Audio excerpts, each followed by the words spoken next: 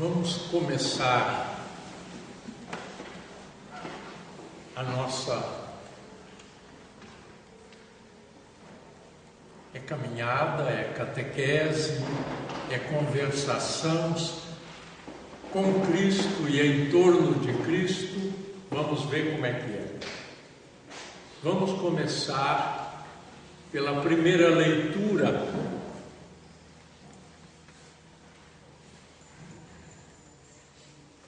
Embora a segunda leitura de Pedro é que nos dá o sentido litúrgico pelo qual estes textos foram colocados hoje. Entretanto, a leitura sobre Noé é um pouco mais curiosa. Então vamos começar pela curiosidade. Nós, como boas crianças, gostamos de curiosidades.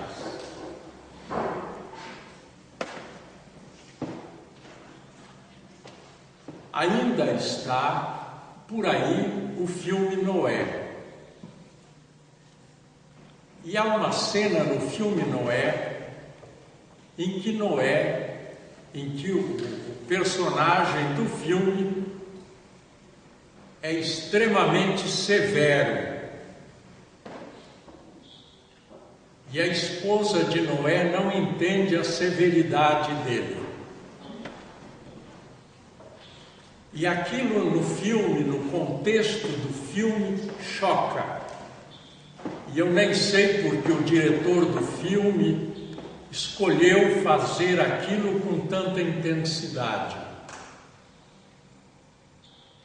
Mas no contexto bíblico, o personagem Noé é de fato um personagem focado. Ele é muito focado. Ele é o justo que não sai do seu foco. E não há o que o demova da sua direção. E a arca vai ser fechada, e quem não chegar a tempo vai ficar de fora. Esse é Noé no filme. E eu creio que esse é o Noé da história. Focado.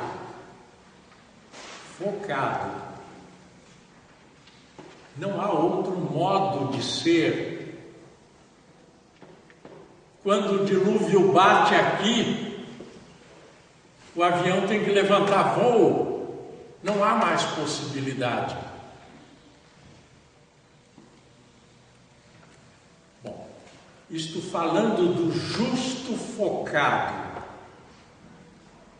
Falando do fato em si, o dilúvio existiu como uma era glacial, dificílimo saber.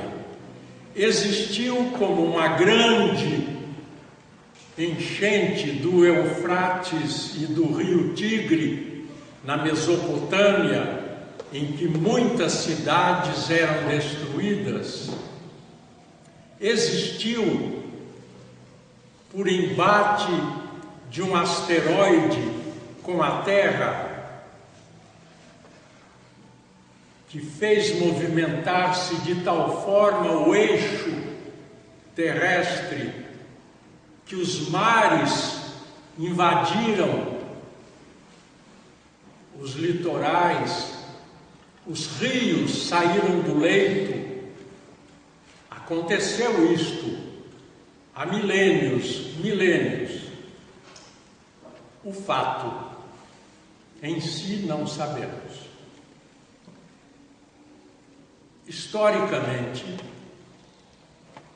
a narração de Noé existe em muitas civilizações. Ela faz parte de muitas culturas. É uma tradição oral que os hebreus apanharam, como todo o povo mais antigo, e usaram como texto religioso para falar da providência de Deus. E não há quem, tendo fé, que facilmente não veja que se um asteroide se choca com a Terra e não destrói os humanos, há alguma providência de Deus.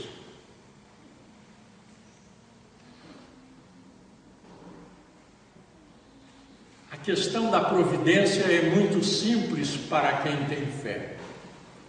A questão de vir por tradição oral fala da antiguidade do fenômeno e pode ter acontecido muito antes do homem moderno ter pisado a terra, e foi vivido como emoção e foi passado como emoção atávica aos neandertais, entre os neandertais, que conviveram com os humanos há 40 mil anos atrás, na Europa.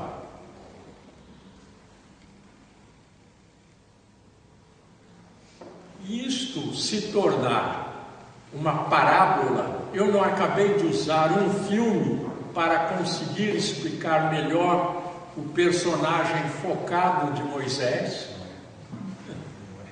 Noé,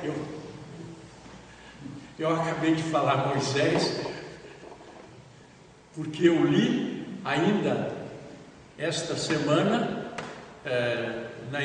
pela internet, um engano no texto da CNBB, falando que Pedro se refere a Moisés, e não, Pedro se refere a Noé, na segunda leitura. Então, aquilo ficou na minha cabeça até hoje. Como é que eles cometeram um engano? Vamos a Pedro. Já matei a curiosidade de todo mundo.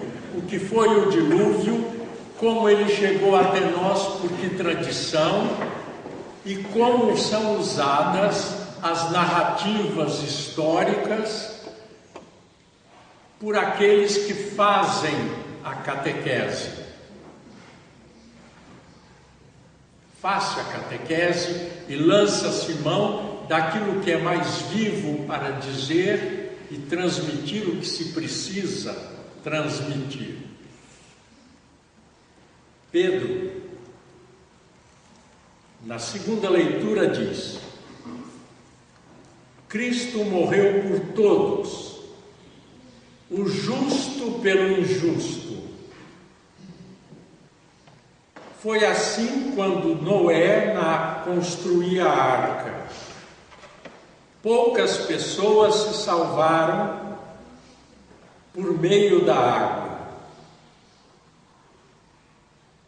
Como no batismo, que hoje é a vossa salvação.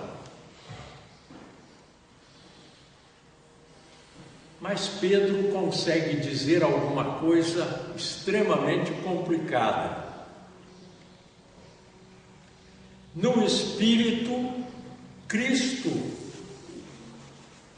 depois da morte, recebeu nova vida pelo Espírito, isto é, ele foi ressuscitado pelo Pai. E foi pregar aos espíritos na prisão, aos que foram desobedientes antigamente. E aí ele cita, nos dias de Noé, quando Noé construía a arca. Pedro está fazendo aqui o uso da história de Noé para se referir a todos os tempos e, portanto, ao nosso tempo também, ao tempo dele, ao tempo de Noé, quando todos nós somos desobedientes enquanto se constrói a arca da salvação.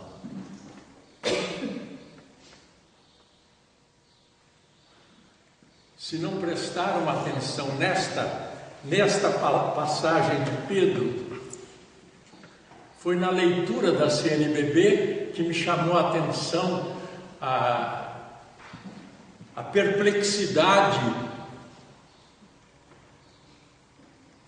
de quem escreveu o texto diante desta passagem.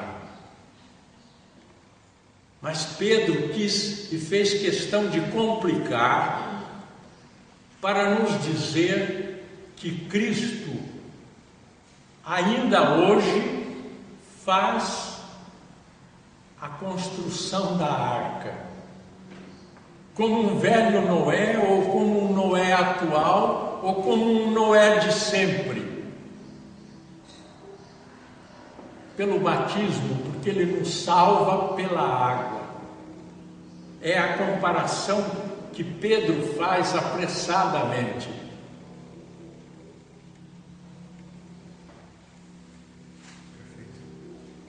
Sim, Otávio. Eu me preocupo com o Otávio, porque de vez em quando o aparelho dele não funciona. Funcionou? Tá bom. E o de vocês funcionou? Tá bom, então. Então deixemos Pedro, que diz que Cristo foi pregar aos espíritos na prisão. Todos nós somos prisioneiros. De quê? De quê? Agora vamos a Marcos. Naquele tempo, o Espírito levou Jesus ao deserto. E ele ficou no deserto durante 40 dias e foi tentado por Satanás. Jesus tinha acabado de ser batizado por João.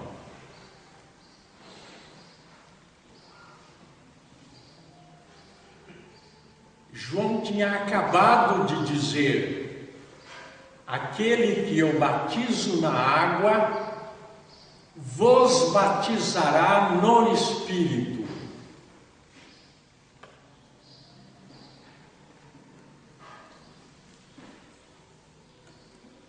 O Espírito levou Jesus ao deserto.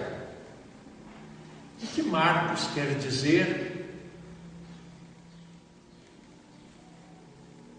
O Espírito levou Jesus ao deserto. A expressão o deserto, nós conhecemos a palavra ermo em português. Conhecemos? Então, ermo isto aqui. Em grego é eremon, com R, eremon. Jesus, o Espírito levou Jesus ao eremon, ao ermo, ao vazio, ao nada, a um espaço completamente sem referências. E ele ficou durante 40 dias. 40 dias é o espaço de uma vida, é ao longo de uma vida. Não se esqueçam que Marcos fala da natureza humana de Cristo salvadora. Ele sempre fala da natureza humana de Cristo salvadora. A nossa natureza humana, se não for bem cuidada, nós passamos a vida num ermo, num deserto. Não se... Sim, rodeados, com festas, com barulho. Internamente, um deserto, uma solidão, uma absoluta falta de tudo, ausência de tudo. O Espírito levou Jesus para o deserto. O deserto, desde a saída do Egito, é a referência das longas caminhadas para as supremas decisões. O povo caminhou pelo deserto, o povo judeu caminhou pelo deserto à procura da sua identidade, até chegar à terra prometida.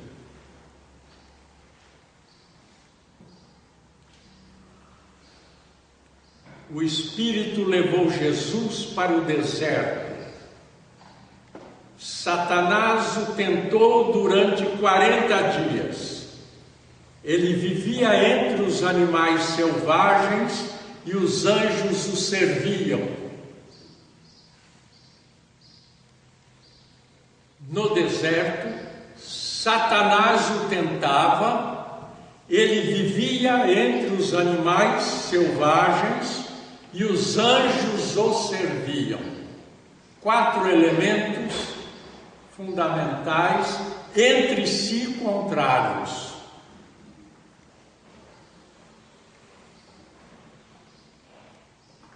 Significa o que Marcos, na escrita de Marcos? Que ele, naquilo que para nós é o deserto, é um espaço de terrível ocasião para as maiores alucinações. Ele estava em paz com os animais selvagens e na companhia altíssima dos espíritos celestiais. Portanto, ele já estava na plenitude da sua humanidade, ou a caminho da plenitude da sua humanidade. Se ele estava 40 dias é porque ele estava a caminho, mas ele estava no caminho em que todas as coisas exatas iam acontecendo. Ele não perdia o foco, como Noé não perdia o foco, como Pedro dizia, ele saía das mãos do Espírito e ia salvar os espíritos erráticos, aqueles que estão prisioneiros. Esse é Cristo tentado na descrição de Marcos. Outra descrição é a que nos faz Mateus. Marcos faz esta descrição. Entenderam a catequese de Marcos?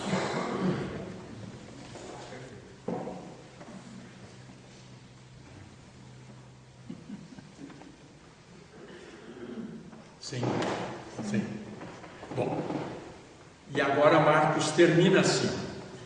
Depois que João Batista foi preso, ele está temporalizando. Jesus foi para a Galileia. O que era a Galileia? Galileia era a região dos hebreus, mas era a região onde moravam aqueles que os líderes de Jerusalém consideravam indignos do reino de Deus. A Galileia era uma região limítrofe, era a região dos judeus habituados a conviver com o paganismo. Era uma região pluricultural, multiculturalista. Jesus foi para a Galileia, pregando o Evangelho e dizendo: o tempo se completou, O reino de Deus está próximo. O reino de Deus, o que era Ele próprio, que no seu deserto, quer dizer, na sua caminhada pela terra, já convive com as feras e com os anjos, em paz. Principalmente, o que ele foi fazer? Aquilo que João Batista, está passando da minha hora, me avisa, Edgar. Aquilo que João Batista anunciou, ele foi para batizar os galileus no Espírito. Ele foi fazer os galileus, os primeiros galileus foram os discípulos dele, conhecerem-se a si mesmo, entrar no próprio deserto, a enfrentar a própria solidão, descobrir a própria identidade, descobrir os vazios onde nós nos devemos corrigir e preencher, foi fazê-los conhecer o que há de mais esplêndido em nós, que é a nossa capacidade de nos abrir, ao invés de ficar com uma identidade fechada. Ele foi batizá-los no Espírito, para que eles soubessem conviver com as suas feras e dialogar com os anjos. Que Cristo nos ensine hoje, neste domingo, a fazer esta caminhada dentro de nós. E que nós aceitemos isto, ser levados por Ele, até que a gente vá caminhando nos 40 dias que são o percurso da nossa existência, alguns mais, outros menos. O Otávio e eu pretendemos chegar aos 150 anos, porque como estamos, vamos dobrar. Vocês não sei, são fracos. Mas nós vamos indo passo a passo, ganhando terreno. E é isso que nós temos que fazer a cada dia, ganhar espaço dentro de nós para, com Cristo, chegar cada vez mais ao espaço do outro, abrir-nos ao outro, que a gente consiga isso. Amém.